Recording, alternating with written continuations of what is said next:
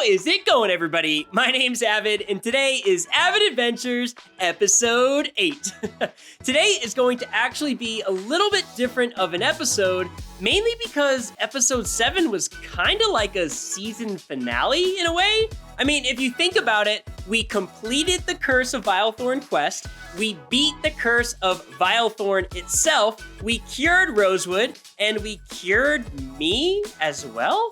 So yeah, I realize that's probably a lot to take in, especially if you're new to Avid Adventures. If you haven't seen those episodes, I highly recommend you check them out. But before we get into this episode, I have to give a huge shout out to my skin designer, Liv, who is also the skin designer for Pearlescent Moon, and they did an amazing job with this beautiful adventurer's skin with luscious locks in the back. I put a link to their Twitter in the description of this video. But enough about my face, let's get into the video. So for those of you who don't know, which I assume is probably most of you, this is the Lost Civilization of Ebonglade. It's a 2-player puzzle dungeon that I built over a year ago now, before I started Avid Adventures. And this is actually going to be the site of our very next project. But before we get into what exactly we are building today, I want to cover a little bit of lore.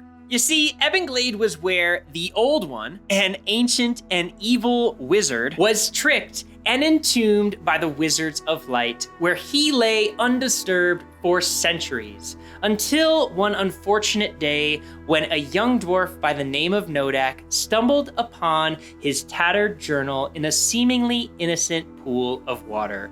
And in this journal was the recipe for a potion that no dwarf could resist. Nodak could create this potion that would allow him to see the ores and gems that lay behind the stone, making him wealthy beyond his wildest imagination, and pulling he and his father out of the poverty they had found themselves in.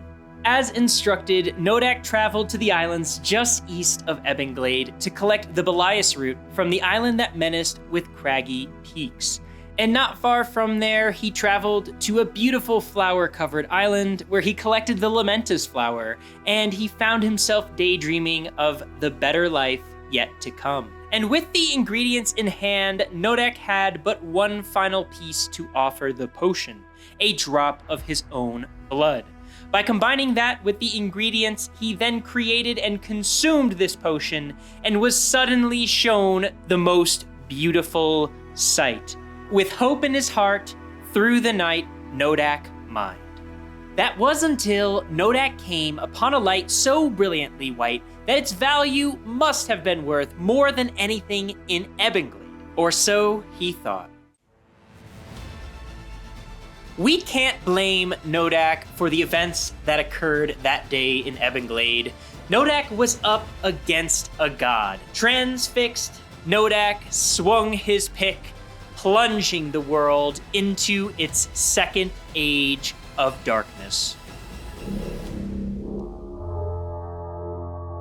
Not gonna lie, that was pretty heavy. But now that you're all caught up, that's actually not true. There's a lot more to catch you up on. But still, now that you know the story of Ebonglade, you can now make a little sense out of today's project. You see, I want our adventurers to come back to Ebonglade after having beat Vilethorn. And when they come back here, they are going to discover Nodak, or the transformed version of Nodak, and they're going to have to fight him in order to claim the most valuable prize, which is a cursed pick of Ebonglade. It's gonna be an unbelievable pick. And yes, that does mean we are making another boss fight back to back, well, in across 2 episodes probably. So now the question is where to build it. Ooh, this could be kinda cool. This is where the dwarven zombies come out of the walls. Actually, do you want to see it? I know there's no such thing as a dumb question, but that definitely was one. Let's go, we gotta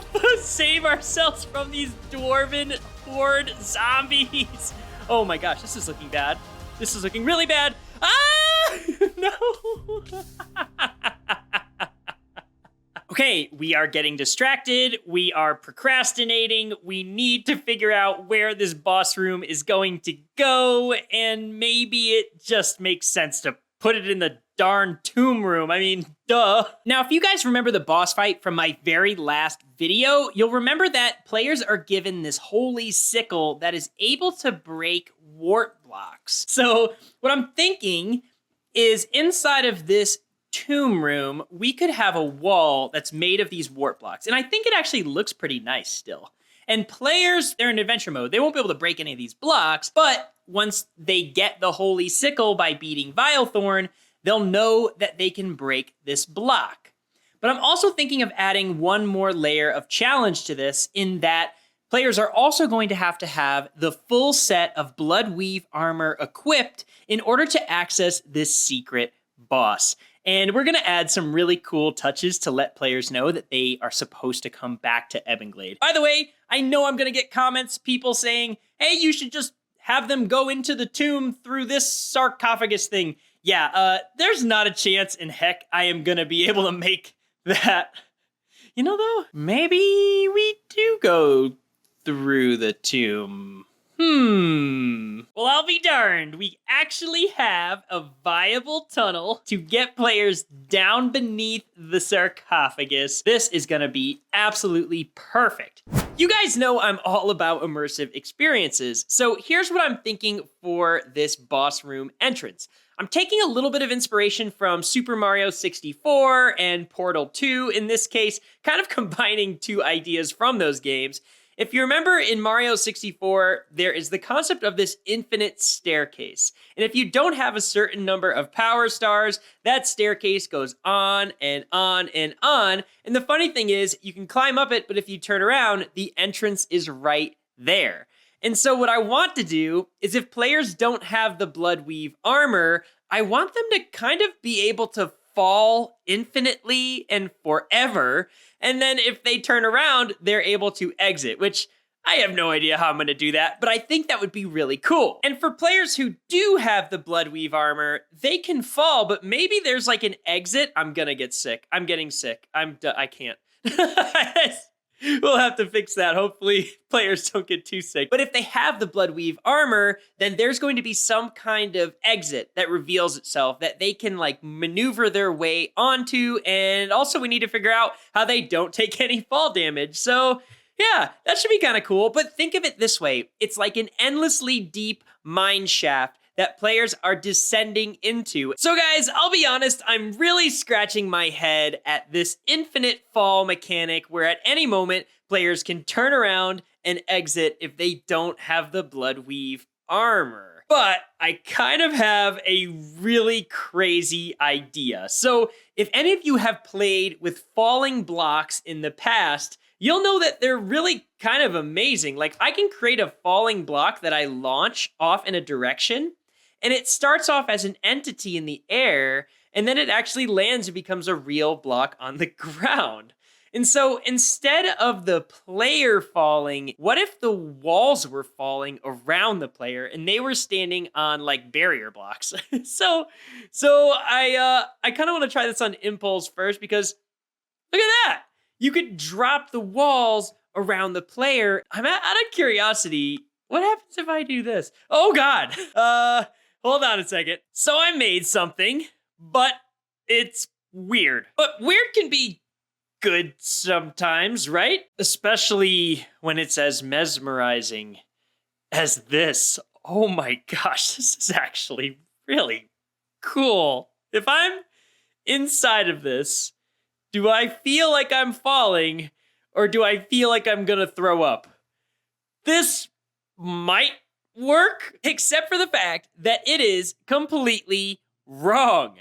And if you can guess down in the comments before I tell you, you're gonna win super bonus points with me because it took me an embarrassingly long amount of time to figure out. Okay, so up here on our test platform, I have created a series of horizontal slats to represent exactly what we are trying to simulate, which is a player falling down. And if you notice, what direction are the slats going when I fall down? I go down and the walls go up. Not down. This is starting to get a little complicated, but I have to finish now. So guys, I mean, we gotta make these blocks fall up. And by adjusting the motion parameter to give these blocks a little bit of Y motion, maybe 5 is too much. I have no idea what these numbers do. I think we're ready to send this on its maiden voyage. Oh my God, it's gone. It's gone. Oh, it came back. We just sent those blocks into the stratosphere. Okay, now we have to figure out how the heck to break these blocks. One way to break a falling block is to have it fall onto a torch. And as long as the torch is at the very last block, then the falling block is going to break. But if the torch is somewhere in the middle, unfortunately, the falling block falls right through it. And yes, I tested this with a torch and pointed dripstone, and unfortunately, the block ricochets right off. So plan B involves this little contraption here, along with a command to delete, using the kill command, any of the falling blocks that reach the top of the mine shaft. And the reason I have cobwebs is because, if you didn't know, falling blocks actually get stuck in cobwebs. And I was finding that if I didn't have the cobwebs, then they weren't properly being deleted because they were moving a little bit too fast for the repeating command block to detect. So if I hook this thing up to this clock, yeah, they are falling up. All right, so with the simulated falling technology fully developed, now we need to address a couple more problems. Problem number 1 was to just dig a hole, and at the bottom of this hole, let's just jump in, we should get teleported to the actual mine shaft. But yes, this is beautiful. But now we find problem number 2. And problem number 2 is we need to somehow suspend the players in the air. We don't actually want them to fall. We just want to simulate falling. So one way I'm thinking about doing this is maybe we could use a repeating command block to continuously teleport them to the same Y height. All right, attempt number 1, which we know our plans always work on the first try. So down the hatch we go. Okay, so we hit the bottom and yes, we are suspended in the air and that looks so good. Right, my ideas never tend to work on the first try. So let's go with plan B, which is to use these guys. So for those of you who don't know, these little cancel icons are called barrier blocks. And the way these work is actually pretty neat. So when you're holding the block, they show up like this, and you can actually stand on them. But when you're not holding the block, which is going to be the case for our adventurers, the sprite eventually disappears, and it ends up literally, it's just a barrier. So they're not actually flying, we're not floating or doing anything crazy here. And if I am to turn on our machine again, yeah, that looks pretty good. Though there is one massive problem with using barrier blocks. If I'm an adventurer, I can fall off the side here, and unfortunately, barrier blocks stop falling blocks. So how am I gonna fix that? We're not, because we're not using this piece of junk. I don't want that thing. I found a crazy solution that perfectly solves our problem. And this is one of those things in Minecraft that you're just like, why? But with this command here, which is a basic levitation effect, but if you give it the amplifier of 255, you don't have to hide the particles, you can show the particles. But anyways, I'm in adventure mode and watch this. I can't, shifting doesn't go down, space bar doesn't go up. I am totally suspended in the Y-axis. Why does this work? You know, I've kind of stopped asking why with some crazy out there Minecraft mechanics. So you know what? I'm just gonna appreciate that it exists, and we're gonna fall into this hole and watch this awesome experience happen before our eyes. And oh my gosh, you guys, I absolutely love this. If you notice here, we have a couple things happening. We have the rising, falling blocks as they are coming up the sides here, but also you notice there's some illumination that's happening from the wall. And believe it or not, the walls are actually shifting themselves upwards to kind of create a parallax effect. That's what I'm going for, at least. So let's really quickly take a peek at the command block room. Oh, and by the way, this is just the beginning. So stay tuned because we are about to do something amazing. But first, of course, we have to check out our command block room, which right now is relatively simple, but in a few minutes, this room is about to get very complicated. So before things get too complicated, I will just explain a little bit of what's going on here. So over here, you'll remember players fall into a hole and then they get teleported to the mine shaft. These 3 command blocks take care of 1, giving the player levitation once they hit the bottom of that first hole, which is just a precaution. The next thing is we teleport the player to the mine shaft. That's relatively simple. And then finally, we turn on the mine shaft, which then sets this start block over here to a redstone block.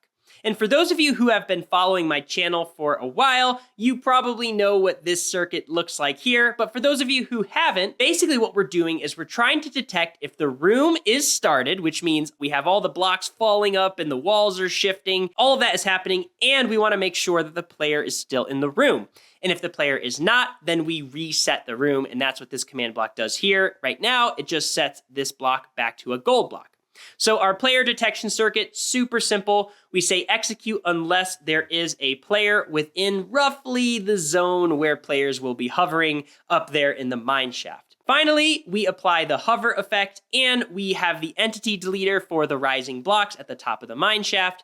And then we have this clock, which takes care of 1, sending falling blocks up, and 2, shifting the walls. Now, this might look a little complicated. I actually cover this a bit in my fill tutorial video, but for you guys who haven't seen that, I'll show you really quickly how the wall shifting effect works. So with this 4-colored wool wall example, I'll show you why it's not as simple as you think. So most people think, okay, just replace orange with white, got it. Then replace magenta with orange, okay, perfect. And then replace light blue with magenta. And then finally replace the white with light blue, right? And that should shift everything down. But I've lost a color. So where the magic comes in is we actually use a 5th color that the user never sees. So we turn white into black, and then we turn orange into white, magenta into orange, blue or light blue into magenta, and then we turn black into light blue. And when you hook it up to a clock, you get this amazing wall shifting experience. But guys, this is not what I was talking about when I said I was going to put something amazing into the mine shaft. In fact, we are going to build out a mini game. And what I'm going to do is just start building it, and let's see if you guys can guess what kind of mini game this is going to be. Okay, looking pretty good. And I'd say this is fairly acceptable. Oh my gosh. This is epic. And now with the scoreboard in place, I wonder if any of you know what we are about to build. But before we do, remember that this minigame is only going to be available to players with the Bloodweave armor. So in order to get that armor, we need to head back to Rosewood. There's something so relaxing about this carriage ride to Rosewood. Yes, I know, the hero. The hero has arrived. I approach. Hello, town that I saved. I am here to get your Bloodweave armor, if that's all right. That's all I really need to do. Right? That's all we really need to do here. Just gonna buy some of this armor with my completely legitimately acquired blood clots. Let's just get all of that and totally ignore the fact that people are breaking our dungeon. So the catacombs have been live for a few weeks now on the server, and we already have quite a few players who have made some pretty commanding victories here in the dungeon, which is awesome. And actually, we've even made some small changes here and there. Like, for instance, hey, Bones. Bones buys heads now, which was a great suggestion by one of our players on the server because all the mobs in the dungeon drop heads. We've also made it a little easier to find the artifact in the jungle room. Now it does this. Monsters in the Gauntlet room are now grouped by their difficulty level, and players will actually get more difficult fights if they have more consecutive rooms completed in the dungeon. But Avid, you say, all of these things sound like pretty good things, so how are players breaking the dungeon? Well, it all starts with this guy and the fact that he sells an Ender Pearl. Because with that Ender Pearl, you can completely bypass the need to purchase the key to get to the boss, and with the right throw, there it is, see? And now I'm through, and I'm at the boss. So the way I fix this is not too clever, but basically the trapped soul just opens the doors. Then, when we step on these pressure plates, it requires the trapped soul, takes it from your inventory, and now we have no more cheating weasels. Now, where were we? Oh, right, the armor. And back in our beautiful quest hub here, we can acquire the final bit of gear from Dalos, the quest giver for Rosewood. And now we are fully kitted out in Bloodweave armor. So you know what that means? It's time to make a minigame. And here is our minigame. What you are about to see is completely unedited vanilla Minecraft. I am proud to present The Dark Descent.